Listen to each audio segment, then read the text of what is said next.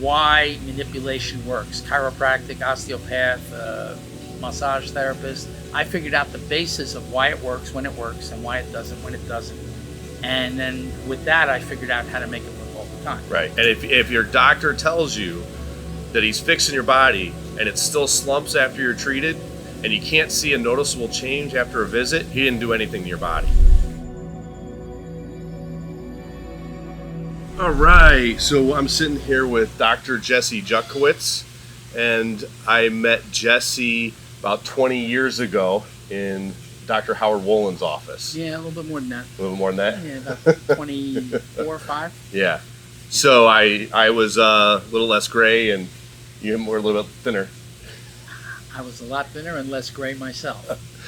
But when I first met Jesse, I had horrible back problems. I had scoliosis.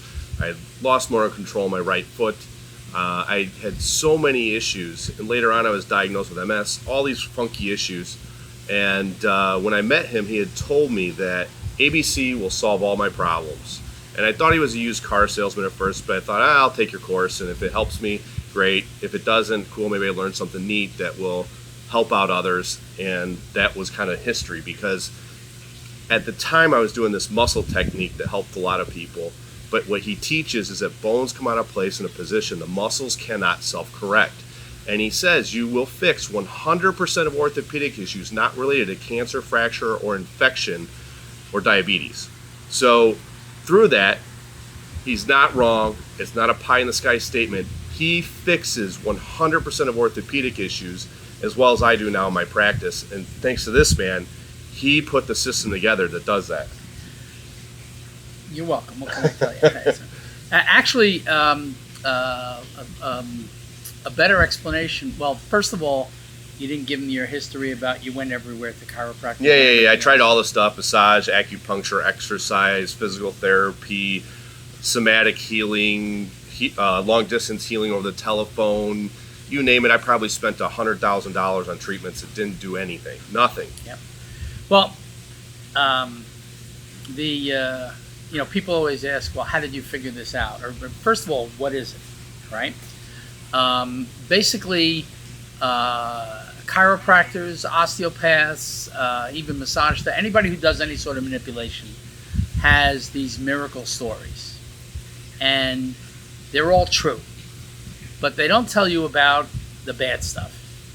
So it's a story, but I ended up in chiropractic school, and the way it works is, and I didn't really know much about chiropractic, but I was advised to go there because you could help people. I was going to be a medical person, but I worked in a hospital, and like I said, it's a story, but somebody died, and I was a little bit despondent about it because it was, using the paddles, and you shock the guy back to life. And this guy didn't live. And the doctor said, this is not TV, Jess. In real life, 90% or more of the people we have to use that on die because they're too far gone. And he said, if they don't have an infection where we can give them antibiotics, but they don't have some plumbing or carpentry issue, plumbing and carpentry or vascular, surgery or orthopedics, we can't really do much for people except alleviate their pain. And I was like, no, this is not the profession I want to be in, if that's what it is. I interviewed the nurses and the doctors, and they kept saying the same thing. So I quit and said, this is not what I want to be. And I was aimless for probably about 5 or 6 years. I had no idea what I was going to do. And it's a story, but I ended up in chiropractic school. And the way it works in chiropractic school is the freshmen, the incoming classes, brand new students, are the students for the junior clinic, or are the patients for the junior clinic for them to work on before they become seniors and go into the public clinic and work in the public. Yeah. All right? So I went in there, and this guy took x-rays, and he gave me this explanation, and he might as well have been talking Greek. I had no idea what he was talking about. He said all this stuff. I don't know if you've ever been to a chiropractor and they give you an explanation, and you're like, whatever. You don't really understand much of it. But that's where I was. I had no background and had no understanding. He lays me down and he whacks my atlas really hard, and I don't know if I heard noise or whatever, but it scared the living daylights out of me. I mean, I was like, oh my God. And I got up and I felt really funky. I had no idea what was going on. And everything felt really strange.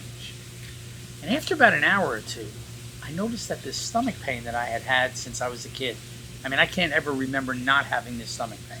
Yeah. It was gone. Yeah. And I was like, what? And so I went and ate, over the next 2 days, I ate greasy food, the greasiest food I could, which would set my stomach off. Nothing. Had the runs, but I didn't have any stomach Right. pain. I ate the spiciest food I could. I don't know if you like spicy food, but what goes in hot comes out hot. All right? I had that, but no stomach pain. So I was like, wow, this is fantastic. And in the first semester of chiropractic school, you just learn anatomy, physiology. People don't realize it's the same as medical school. You just don't concentrate on drugs. And so I learned all that. And the second semester, they start in with the chiropractic stuff. Mm-hmm. And these guys, I have an engineering background, all right? And so, you know, if you build a bridge and the bridge falls down, right, you can't tell somebody it was a good bridge. It just fell down. Right. All right? But in the medical field, you try and help somebody and it doesn't work. They say, oh, it was, we did as good. It's just something goofy with you. Whatever. Yeah. Whatever excuse they come up with. And I wasn't built that way. I was built to, it right, you doesn't pay work, a contractor to build your house, right? You want your house fixed. Exactly. Yeah. Anyway, so I get into school, and I remember this one particular class this chiropractor was saying, and he says, it doesn't matter if you lay somebody down on their belly and you push down on their back, which is what chiropractors do mostly, or if you put them up against the wall or lay them down on their back and put your hand behind and lean them over, the same thing is going to happen. And I thought about it for a second. I raised my hand. We were in Minnesota. I was the big mouth guy from the East Coast. All right.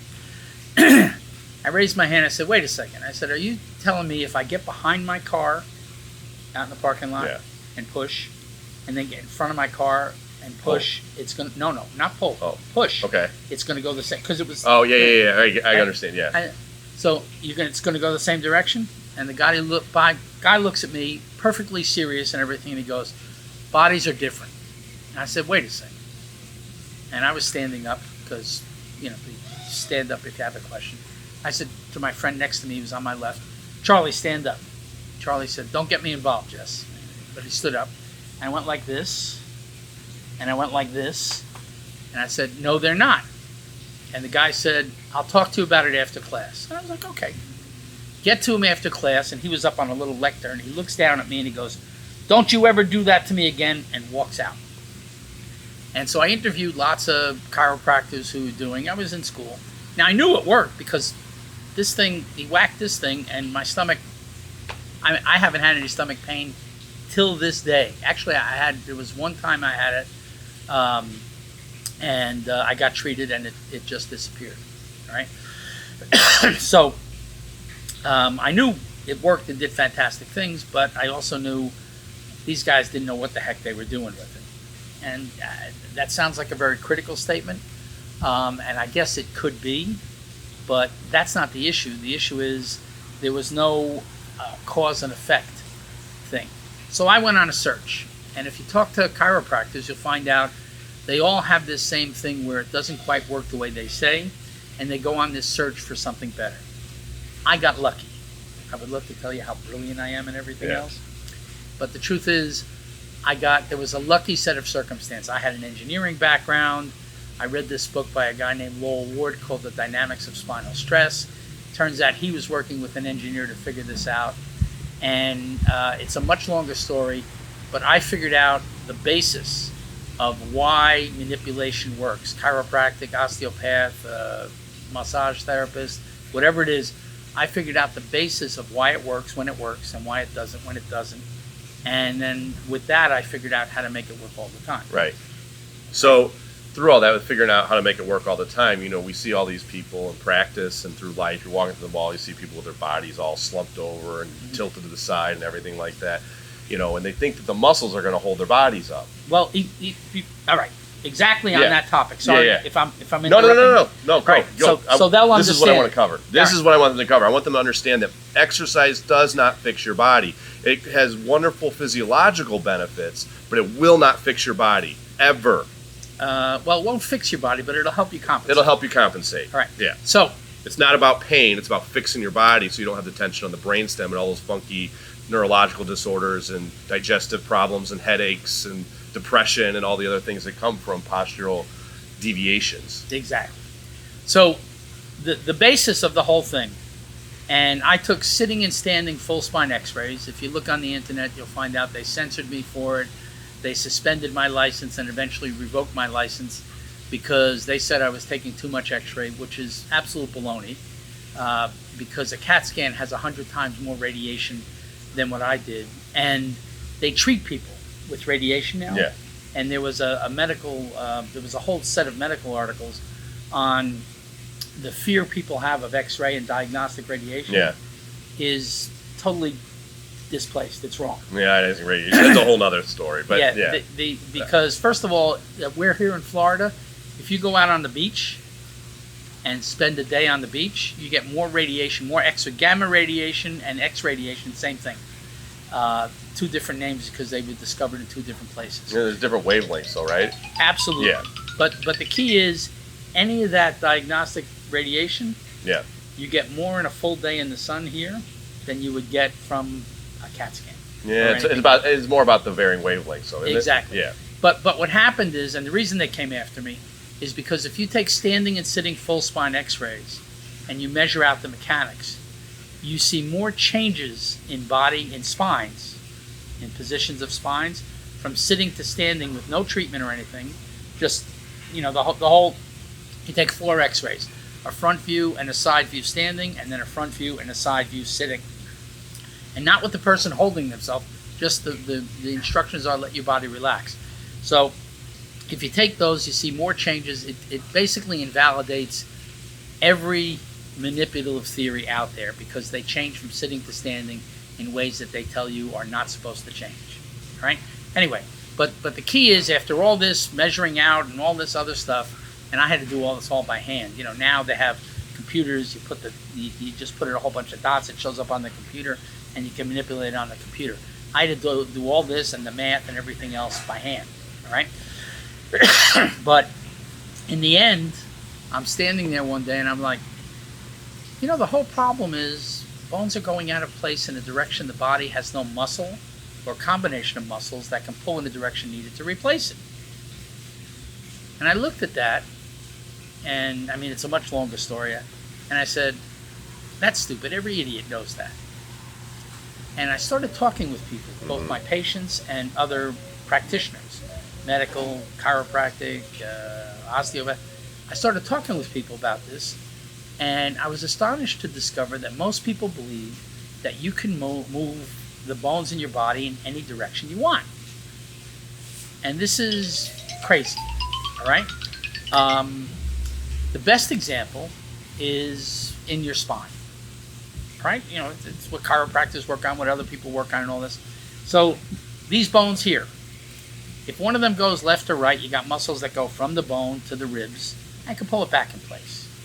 If it goes backward, you actually have muscles in the front that go from the spine to the back of your ribs and then down here from your spine over your pelvis to your legs, and you can pull them forward. I can't stand up without pulling all this forward, right?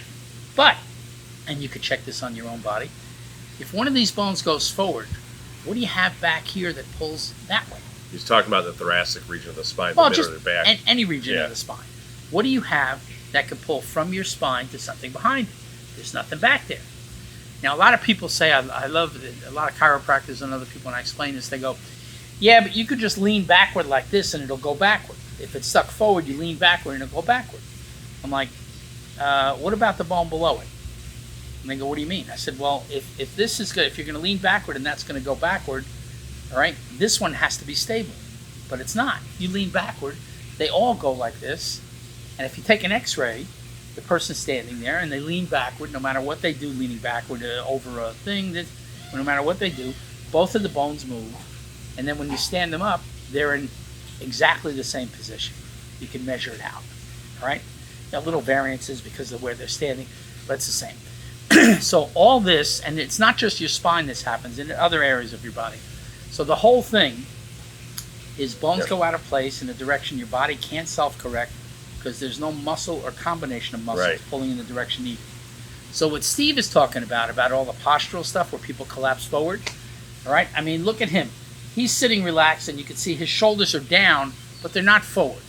All right, I'm sitting here. My shoulders are not roll. I have to do something with my arms to get my shoulders to roll in forward. Everybody else sits down, and immediately their whole bodies collapse. Yeah. So one of the easiest ways to understand this is if you get treated. If you go on Steve's website, you see the before and after pictures. If you go on meningealrelease.com, the meninges are the coverings of your spinal cord and brain. So it's called meningealrelease.com. What's your website? ProTouchRehab.com. ProTouch, does it have a hyphen? No, just straight through. Just ProTouch Rehab. Yeah, that's it. If you go on there, you'll see all these before and after pictures where people are slumped and then they're up straight. And everybody thinks that they're standing there like this and they're going like this to straighten up. And the answer is they're not. The directions for all those pictures, you do it this way, right? Yeah. Breathe in, breathe out, relax, and let your body slump. Yep, every single time. And the patient can't slump after they're treated at all. Yep. And if your doctor tells you that he's fixing your body and it still slumps after you're treated and you can't see a noticeable change after a visit, he didn't do anything to your body. Well, that's not true. Well, could be good, could be bad. I was going to say he may have on a mechanical it's basis. Inconsistent. Yeah, that's the key. Yeah. It's chiropractic, osteopathy. Everybody knows manipulation. They got these wonderful stories, and they got the horror stories, and they got a whole bunch in between. Yep. Because it's inconsistent and unpredictable. Right. Advanced biostructural correction. So advanced is just advanced. It's advanced. Biostructure is life. Bio is life. Biostructure is basically your body. All right? And then correction is fixing it. And people say, why don't you just say advanced body correction, which would also be ABC? And the answer is, I'm technically oriented. I like a bigger word. So biostructural is a bigger word. What can I tell you? But it just means body, right? Yeah. So, and you could test this for yourself. It's very easy. You don't have the first rib maneuver on your site, do you? People? No, I don't. No. If you go on meningealrelease.com, it says learn the ABC first rib maneuver for free. All right, and there's a little video of me teaching you how to do it.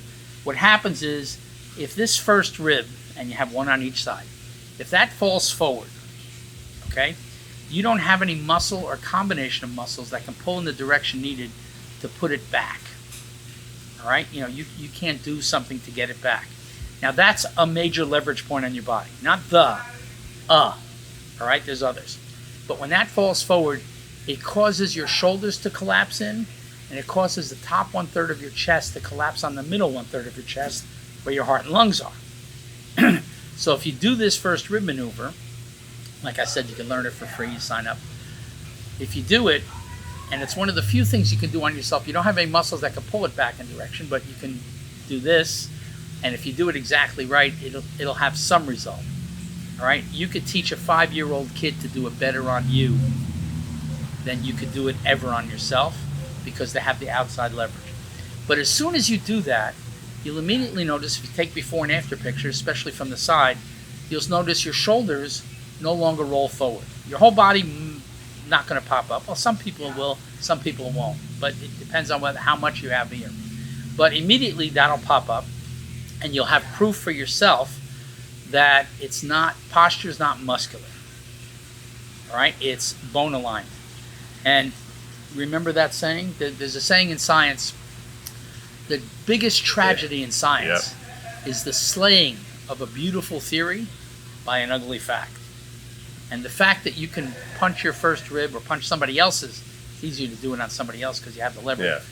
You can punch somebody else's first rib, or somebody can punch your first rib back into place, and immediately you don't slump.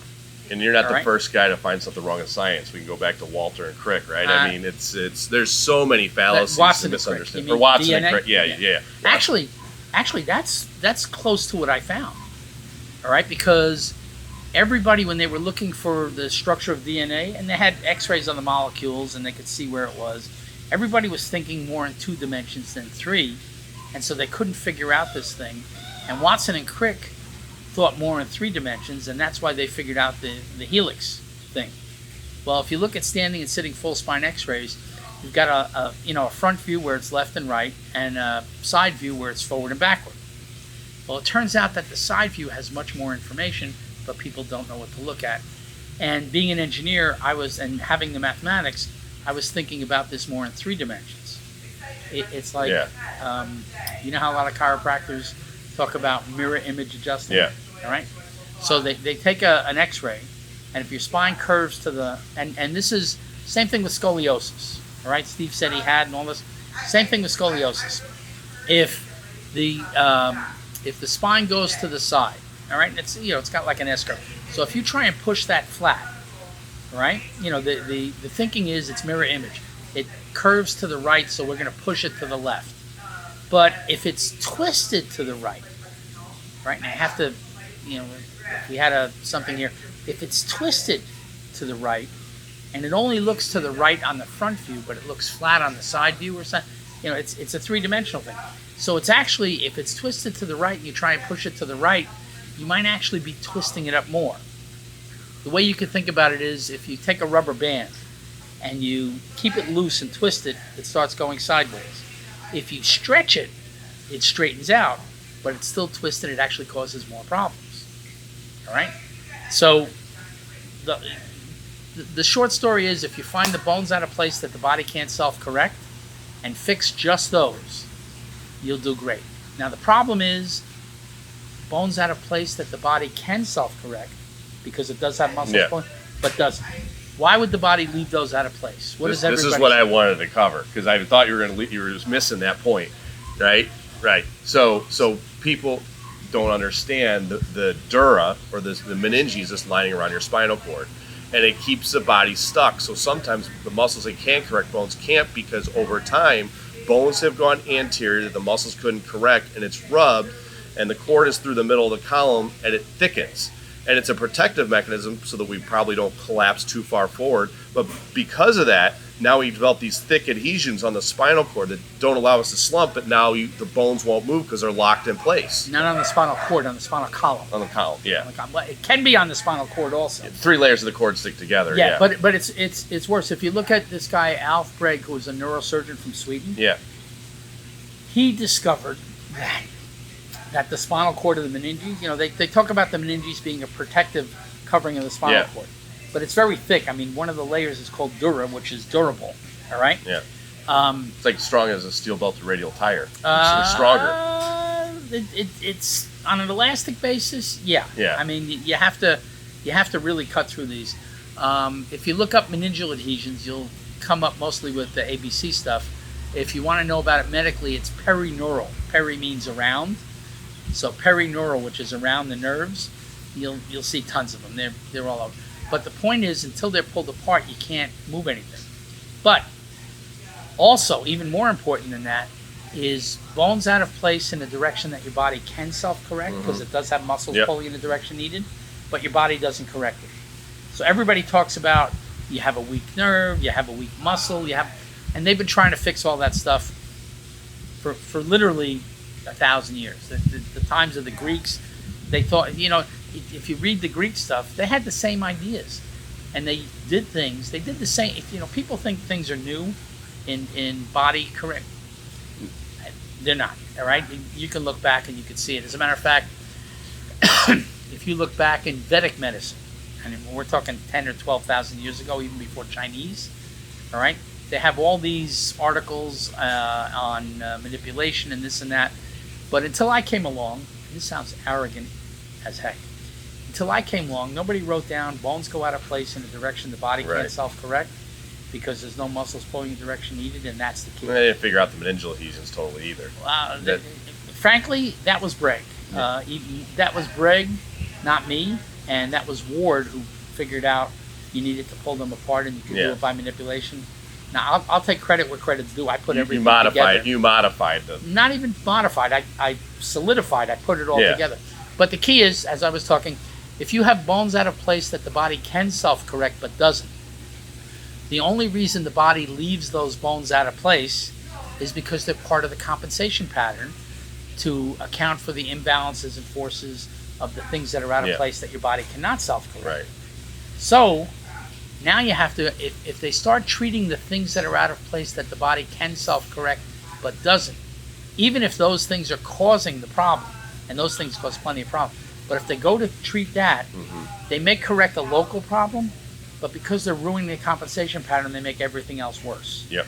All right? So we can actually shorten this and just say when nerves are stretched on the meninges, you lose neurological function. And that creates a host of symptoms in your body. I mean... Well, Bragg, all right, and this guy Yamada called about adult tethered cord syndrome. Lee, right? No, Shoki Yamada. Oh, okay. All right? If you look up adult tethered cord syndrome, there's an article by him. They proved beyond a doubt that the issue is not pinching a nerve. The issue is stretching a nerve. And when the nerves stretch, three basic categories. It stretches, but it doesn't break, and it's still alive. And if you take the stretch off, immediately the function of the nerve comes back. And this is a pretty amazing thing to watch, right? Then you can stretch it enough so that the membrane gets disrupted, but it doesn't kill the nerve. If you take the stretch off and leave it for 3 or 4 days, the function comes back. Yep. And then it's stretched enough to break the nerve. Yep. And if that happens, not coming back. Right. So one of the things I always talk about is reductive stress, the electrons not being able to move. And it was Lee that basically said when you stretch the nerve, electrons don't move. You lose the nerve conductivity. So in other words, there's oxidative damage occurring when electrons can't move. When the nerve is stretched, there's a whole host of functions that come in your body that are kind of funky, like MS and Parkinson's and ALS and all these neurological diseases that people want to attribute to biochemical reasons, which they are contributors. But there's also a huge mechanical component to these diseases that if we don't address, people aren't going to get well. They will get maybe moderately better, but they're not going to reverse the chronic illness until you address those things. Yeah, and you can see it really easily. If you know somebody who has multiple sclerosis or something like that where they're spastic, right? The way it works is you have a nerve from your brain down to your spinal cord, right, to control your muscles. A nerve from your brain down to your spinal cord, and then from your spinal cord to the muscle. Now the lower one, all right, and they call it the lower motor neuron because muscles are basically motors. That one always wants to fire and it always wants to make the muscle contract. The upper one inhibits that, it slows it down. All right, so the only reason you could relax is because you're slowing down the automatic I'm gonna contract mechanism. All right, when people's muscles contract, you think you're telling your muscles to contract. That's not actually true. The mechanism is you're telling the lower nerve you're stopping. Does this work? Stopping. You're stopping. Yes. All right. If your muscles are relaxed, you're preventing your lower nerves from firing. So, if you get injured in your spinal cord or anything like that, you get what's called spastic paralysis. All these people are walking around like this and everything else. Well, it actually depends on where it's upper motor neuron or lower motor neuron. If it's lower motor neuron, they're spastic. Upper neuron. No. It's the opposite. If it's lower motor neuron, they're flaccid because it doesn't go. Yeah. If it's upper, so if it's in your spinal cord, if your body's stuck forward, this thing stretches. Your cord stretches. All right. So you can take somebody who's spastic, like somebody with MS or something like that, and Steve's hair's not long enough, but a woman, let's say, with longer hair, or even a guy with longer hair, right? If you pull on the back of their head and you extend it, that will slacken the spinal cord because it's being stretched over, and that'll slacken that, and immediately a lot of their spasticity will go away as long as you hold that there. Now, you don't want to be holding that there for life, so you get them treated with ABC, you'll see their bodies pop up, the cord slackens, and all of a sudden these things work, right? And there's a lot of leverage mechanisms that go with that, right? It's like, you notice neither Steve or I are leaned back in the chairs? Well, the reason is your pelvis needs to be up. You know how they say heels are no good for you? Right. It's a lie, all right? You could take anybody, all right, and put, you stand them on a flat surface and they look however they look. You put, and anybody should be able to take maybe a 3/4 to a 1 inch heel just under the heel, not under the hole. All right? That will pick Hang. up their heels and tilt their pelvis. And the pelvis is a lever system, and so the pelvis is going to go like this, which tightens the meninges and the cord inside. All right? So the cord's like a big rubber band, and it pulls you back and straightens you out. All right? And you can test this at home. This is no. So we're sitting here, and the chairs, if you look at them, they go down in the back. But stand up, Steve. So Steve is sitting on one of these. It's a wedge, and it tilts your pelvis. It's like a high-heeled seat, and it tilts your pelvis forward. I'm also sitting on it. Actually, I'm sitting on two because we have several sizes. All right, but this chair is big enough. I need 3 inches, and this thing, it tilts your pelvis forward. See, if I sit on this thing, I'm just sitting relaxed, and I'm up and straight here. If I take this away, you can see tilting your pelvis backward makes your body curve forward. All right, so there's all these leverage mechanisms. Well, you might want to tell people where to get those. You can go to protouchrehab.com. .com, yeah. protouchrehab.com. You'll see the wedges on the site. You can get meninge release. You can go to meningerelease.com and find them also, but Pro Touch Rehab works better. So you get there's 2-inch wedges, 1-inch wedges, and 3-inch wedges. 3-inch wedges would actually work in this chair, as I just showed you, but that's pretty unusual. Usually it's a 2-inch wedge for your car, and nowadays electric cars you can go forward and backward easily, but you still, because the seat, the way they get headroom is to put the back of the seat down, you still need one of these wedges. And you just have to try it out in the chair. So the reason why you need one of these wedges is because what he's talking about is the way the seat sits. It's a bucket seat. It's like you're sitting on a couch or recliner, slumped into it, and your body wants to take that shape. And because of gravity, bones slide anterior because the muscles are relaxed. And then you remember, you don't have muscles that have the mechanical advantage to pull those bones back. So it stays there until you go see the ABC practitioner or doctor the next visit. Your muscles aren't going to pull it back. So you got to get this equipment to get your body fixed. The easiest way to say that, I 100% agreement. Yeah. The easiest way to say that is beds, pillows. Soft beds. Well, beds, pillows, chairs, and shoes are made for people whose bodies are over like this, because almost everybody is. All right, and how they're contorted. So all the differences in the, one shoe is good for somebody else, not good for somebody else. All right, one chair is good for somebody, not good for other people. Depends on your body configuration. When you get treated with ABC, all right, like you can see the pictures on Steve's website, all right, when your body starts popping up and you don't have the adhesions and your body's straightened out, all right, all bodies need pretty much the same thing. You know how they say everybody is different? Well, if you've been listening to Steve, you're not your body. You're the thing that runs it. Right. The spirit, the soul, whatever you want to Whatever call you yourself. want to call it. You or you. Yeah. All right? Your body is just something you use in the physical universe to represent you. All right? And if you think about it, all bodies are pretty much the same. Now women are different than men, a little bit mechanically. All right? Chemically, a lot different. Mechanically, a little bit different. Bigger pelvis, but not significant. But all guys are basically, on a body basis, basically the same imprint and all this other stuff. All women are basically the same, and men and women very close.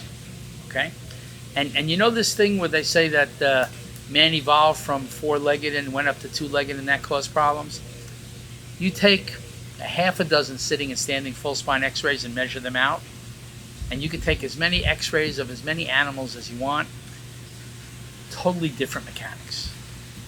Okay, same basic parts, but very different mechanics. All you have to do is take a look, and you'll see whoever designed bodies, all right, design humans to be upright, and design the other bodies to be the way they are, all right. And the whole issue of who designed them and everything, I ain't going there because I don't know, right? And I don't care. I deal with what's here.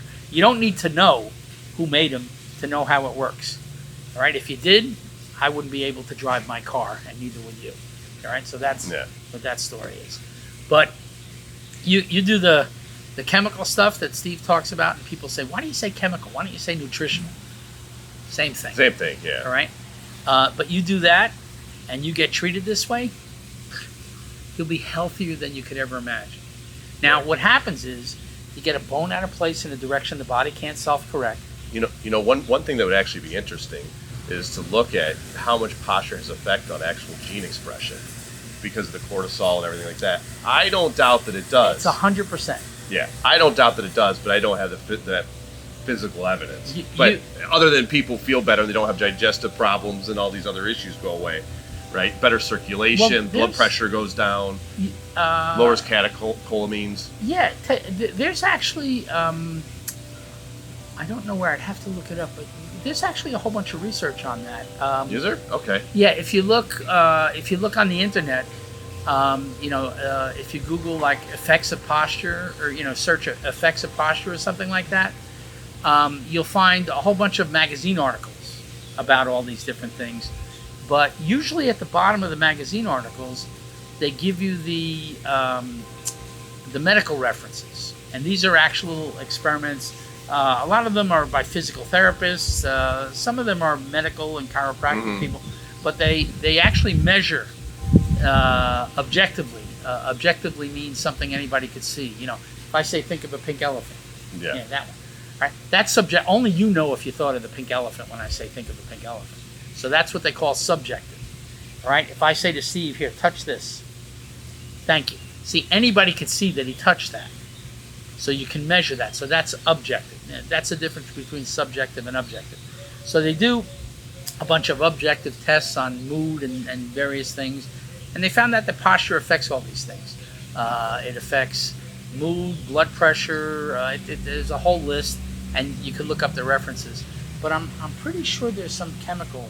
Okay. Where they take blood and then they have somebody walk around. They don't know ABC, so they could just treat them, but they don't do that. They have them walk around with good posture for a day or two, and then they take blood and they measure that. I'm fairly... Well, I mean, look, we take in more oxygen when our posture is corrected, right? So if we can take in more oxygen, aerobic respiration is going to happen more efficiently, right? You're going to convert that to CO2 and water. It only makes sense that it would stop a lot of gene expression. Absolutely. Yeah. That's beyond doubt. By the way, if any of you are doing like deep breathing classes or exercises, right, you'll have a laugh. If you use a spirometer, which is a thing that measures how much air goes in and out, so you set the thing at 0 and you go, and standing as deep as you can, and then you blow out. Now, if you want to get technical, they have max V1, which is how much air goes from 1 second, then max V2, all right, and then max V. They have it. There's how much goes in per second, and then how much total. Well, I'm all fat and everything else like this, and there's a whole bunch of reasons, whatever, but none of them make any sense. It's me justifying being there. But you can be fat and healthy too, which is funny. But the issue is, if you measure me on a spirometer, all right, unless I've eaten where food is taking up room inside my abdomen, I have 118% of what is considered the normal maximum volume for somebody of my height and age. All right. Well, why don't you tell the people who have asthma what happens with patients who have asthma, because they all of a sudden, out of nowhere, get normal respiration, and these asthma attacks and shortness of breath seem to just it's true. Yeah. All right. Asthma, many allergies, even things like COPD. All right, those work out to actually be mechanical problems. Give me a second here. There's some bug. Okay, you're going to be in Florida. There's going to be bugs. Anyway, so if you and sometimes it's very quick with ABC, and sometimes it takes a little bit longer. But if you correct some, it's like Steve right now. All right, we were in the car yesterday. Everything else, he's a little bit forward. Watch his chest. Take a deep breath. Let it out. Now, we'll treat him after this. But if I take his first rib and just hold it back, so you have to know how to do it right. Hang on. All right. So I'm holding his first rib back. Now take a deep breath. Now you can see his body moves very differently. Let's do it again. One more time this way. And don't move anything else. I go like that. See, the whole top of his chest doesn't quite move as well. All right, so we'll fix that after this. All right. Just capping the gravity over time. Yes and no. We were in the car yesterday for an hour going back. Whatever. And do you have a wedge? You have a wedge in your car. Yeah, absolutely. You need it a little bit higher. All right. If I didn't, you should smack me. I wouldn't have to. The car would. All right. But anyway, the point is, these things change, and they change immediately. I can't tell you how many people with long-term ABC were getting treated over a year. All right. What happens is this: you have, let's take your spine because it's the easiest to explain. Bone goes out of place in the direction your body can't self-correct in your spine, which is forward. Now they don't go forward. They go forward and twist to the left. They go forward and twist to the right. They go forward and. But the key is if they go forward, you don't have any muscle that can pull it back. All right? But you do have muscles that can pull in other directions. So you're unstable there and you don't like it. So you twist it, you turn it, you tilt it, you do something to try and stabilize the area. Now if you think about that, that causes another misalignment. It's part of the compensation pattern, but it's another misalignment. So now you have to compensate for that. And there's a whole big chain of these things up and down your body. All right? So you have a whole compensation pattern that happens when one thing goes out of place. Now let's say another one goes out of place. And so you have another pattern that includes that's on top of it. And another one and another one and another one. So you end up twisted up like a big rubber band. If you take sitting and standing full spine x-rays and measure all the vertebrae, and watch somebody over a long term getting ABC done properly, you see the spine literally unwind like a big rubber band, like you have this big rubber band twisted up and you let go of it. If you had a really high speed camera, if you look at the mathematics of how that unwinds, and it's a little bit different for every rubber band because it's thinner or thicker, it's not exactly even.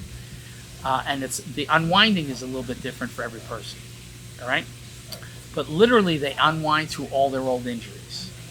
And it's the most astonishing thing to watch. Something that nobody ever thinks is going to change. Yep. You start treating them, and some of them change very quickly because they're the early part of the compensation or the late part of the compensation pattern, and they go away very quickly. Other things don't go away for a time. It's like shoulder problems. All right? Rotator cuff. Do you know that more than 50% of the people who get some sort of chest imaging for like lung cancer or something else other than their shoulder show rotator cuff tears that if they had a shoulder problem, they would do surgery on them. Yeah. All right? But they don't. All right? So the rotator cuff tear has nothing to do with it. If you look at the muscles, all right, and the bones, if you have a problem in your lower back down here, there's a muscle called the latissimus dorsi, which goes up your spine, from your lower spine to your upper spine. It's like a big flat muscle. It comes up the side of your body. It comes around underneath, and it attaches to the front of your arm. So if you have a problem down here low, it's going to change the way that muscle pulls. And it's going to pull your shoulder. Usually one side goes down, one side goes up, or they're both forward and one twists it. And that's the thing that affects you. If you take somebody who's got shoulder problems, most of them, not 100%, but most of them, if you grab their body around here and just lift up their ribs, lower just the bottom of their ribs, you lift up their ribs and hold it up, a lot of their shoulder problem disappears. Not 100% because it's more complicated, but a lot of that disappears. And all of a sudden, somebody, I can only do this, you lift this up and they're, how come I can move my shoulder so much better? And then if you fix all their mechanics everywhere else, this disappears. Now, it's always magical when it happens within the first week. All right, and that's nice. But that only means that the thing that was pulling on their lat and their shoulder was at the end of the compensation pattern. If you keep going 2 months, 3 months, I can't tell you how many people, 2, 3, 6 months down the line, I say, you need to move your hair out of the way.